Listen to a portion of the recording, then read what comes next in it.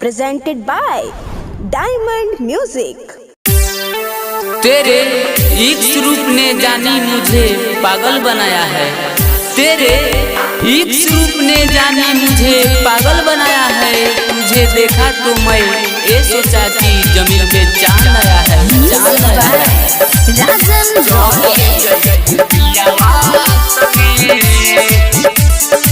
DJ विकास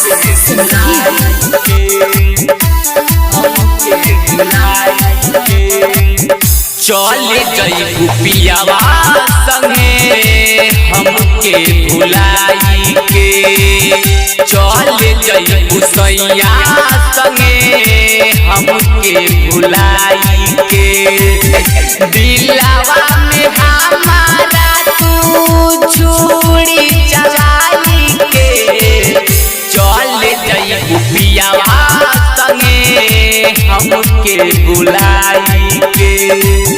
चले जइबू सैया संगे हमके भुलाई के।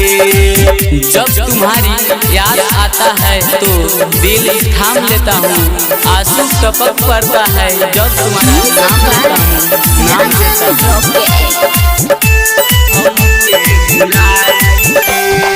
डायमंड रिकॉर्डिंग स्टूडियो छाना।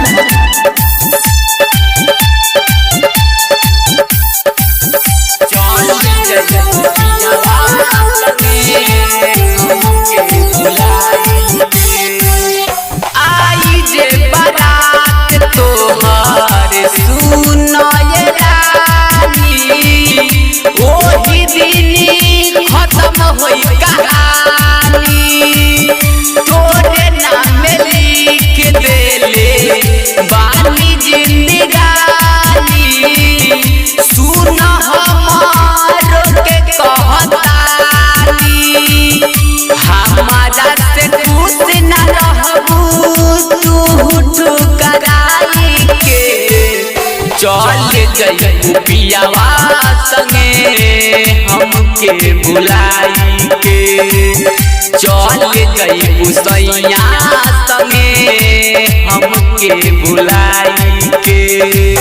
मिलन के बाद ऐ सनम होई जुदाई, शादी के बाद तोहर होई विदाई, होई विदाई। डीजे विकास सिमरही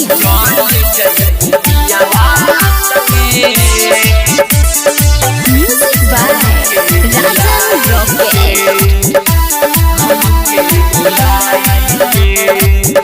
मन तो से रंजन के प्यारे में खाली दिहल तू बारू धोखा।